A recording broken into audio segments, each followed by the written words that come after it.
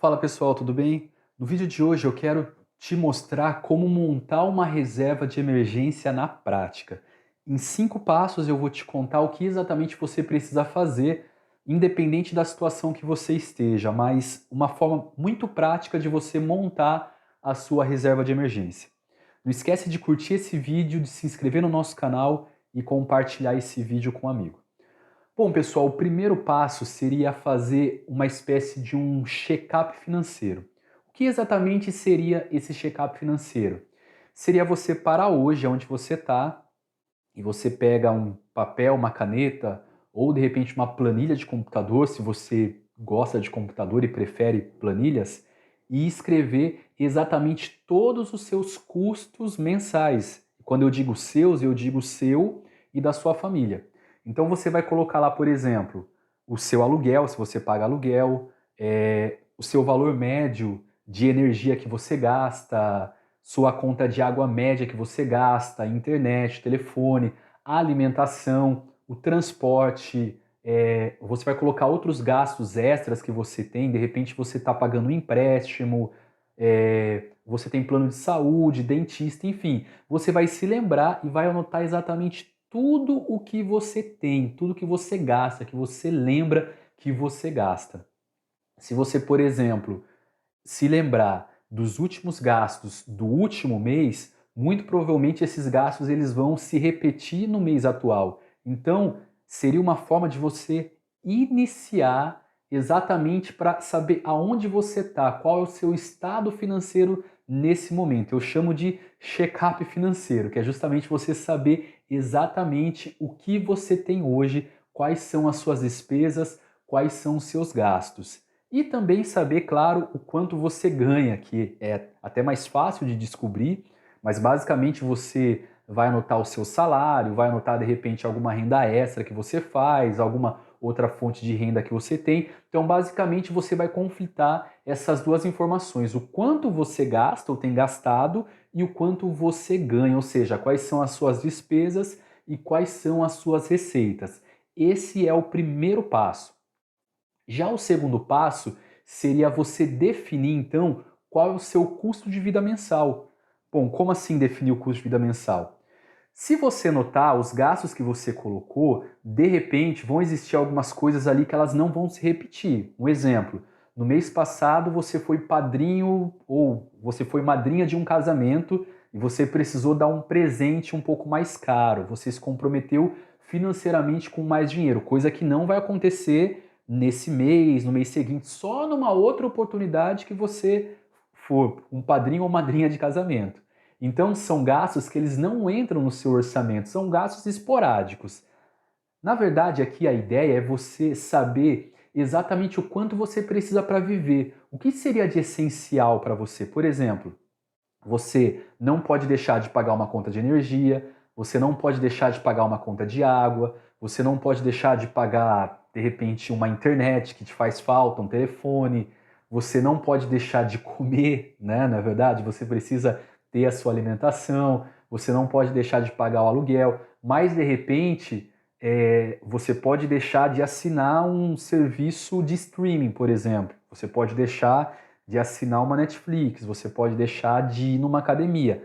Na verdade, aqui é você definir quais são as suas prioridades. É claro que você não vai se privar ao máximo, mas também você precisa entender que nesse momento é um momento de ajuste. Então você precisa colocar ali o que é essencial para você. Lembrando que o que é essencial para você, às vezes não é essencial para mim. De repente, para você é muito importante a academia.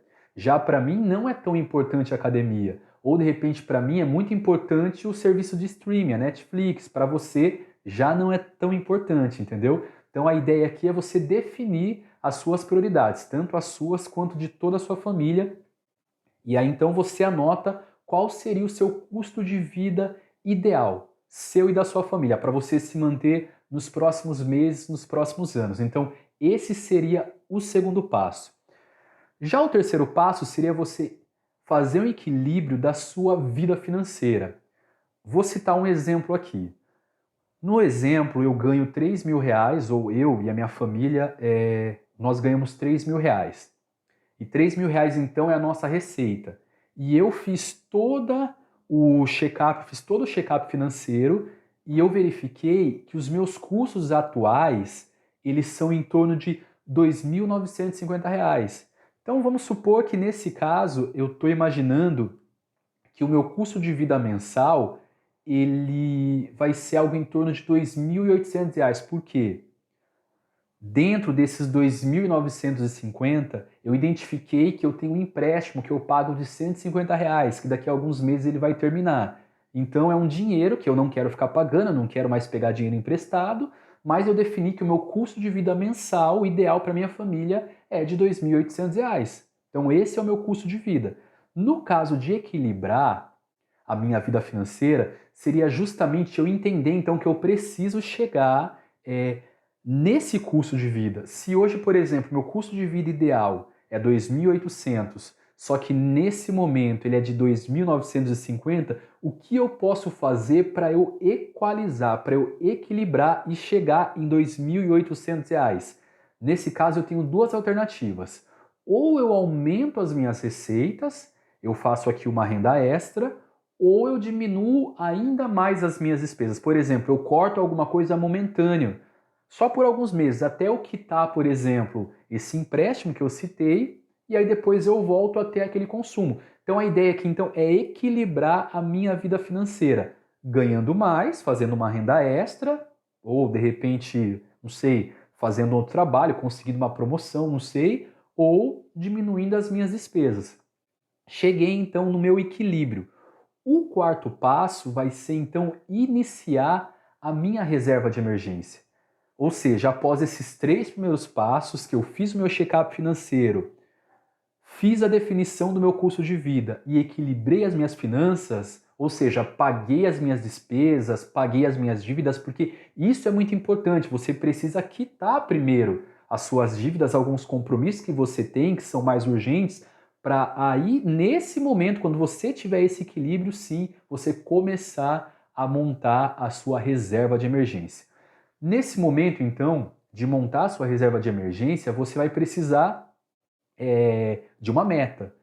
Nesse exemplo que eu citei, de R$ 2.800, que seria o meu custo de vida aqui mensal, então quer dizer que eu preciso ter como uma reserva de emergência 6 vezes esse valor. Ou seja, eu estou falando aí de R$ 16.800, que seriam 6 vezes esse valor. Essa é a minha meta, esse é o meu ideal. Eu preciso trabalhar, eu preciso construir junto com a minha família, todos os meses, algo que eu chegue a um ponto que eu tenha esse valor disponível para mim e para minha família.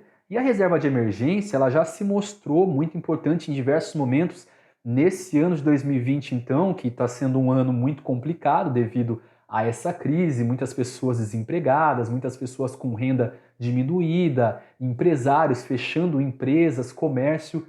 Nesse momento, quem tem essa reserva de emergência simplesmente está mais confortável. Quem não tem, infelizmente, está mais desconfortável. Então a reserva de emergência ela se provou muito necessária na vida de qualquer pessoa. Voltando aqui então, 6 vezes o valor do custo de vida mensal precisa ser a sua reserva de emergência. Nesse exemplo que eu citei então, de R$ 16.800, que seria a minha reserva de emergência, eu vou começar a construir.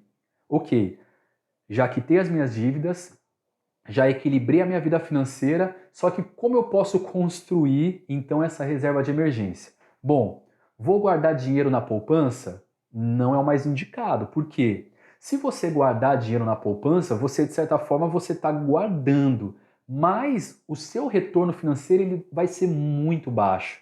Na verdade, existem outras modalidades que são mais seguras do que poupança, inclusive, e rendem muito mais do que poupança.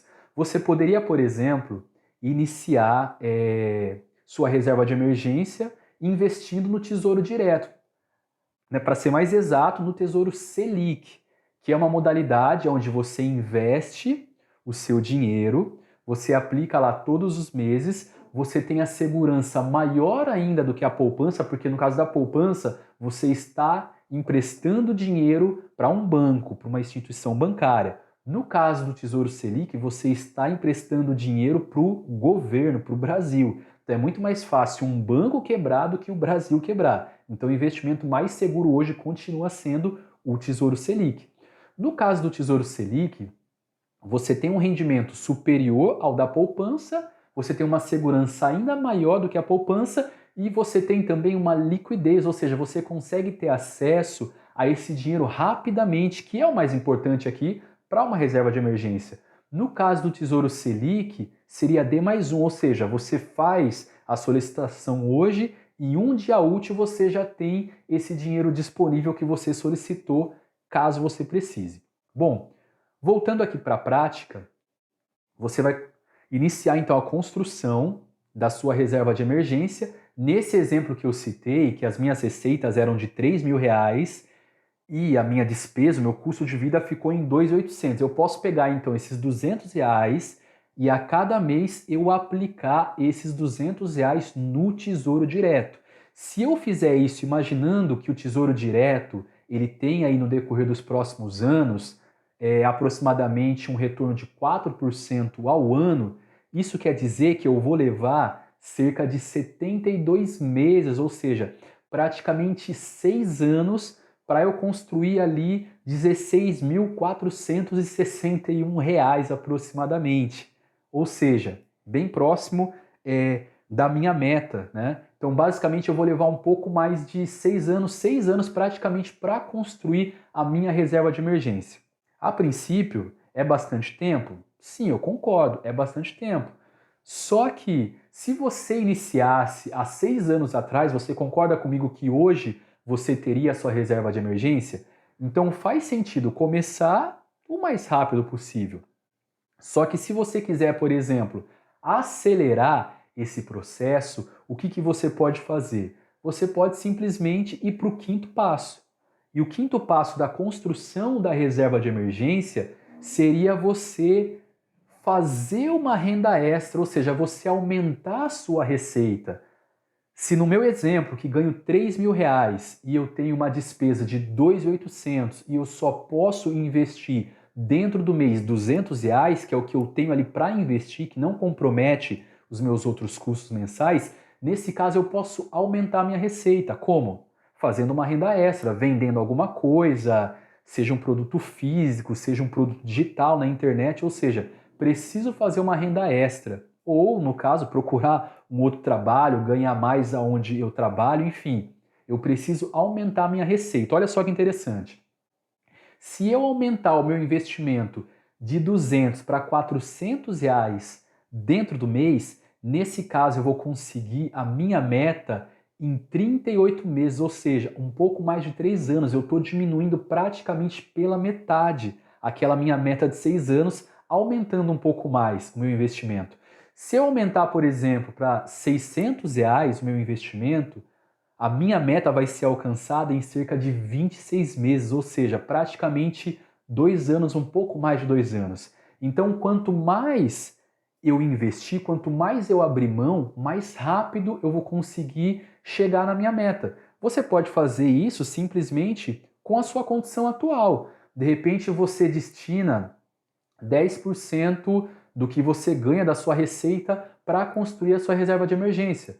Você pode, de repente, destinar 20%, 25%, 30%, o quanto você puder. Mas o mais importante aqui é você entender que é um processo. E quanto mais rápido você começar esse processo, mais rápido você vai alcançar a sua meta. Então, basicamente, em 5 passos, você precisa construir a reserva de emergência seguindo cada um deles. É importante você, antes de começar a investir, você quitar suas dívidas, caso você tenha dívidas, e investir reserva de emergência em investimentos seguros, de liquidez. Não vá construir, por exemplo, não é o indicado você construir a sua reserva de emergência em ações, em investimentos mais arrojados, porque quando você precisar desse dinheiro, pode ser que você simplesmente perca, você tenha que vender uma ação numa hora errada, enfim, não é o mais indicado. O mais indicado é você buscar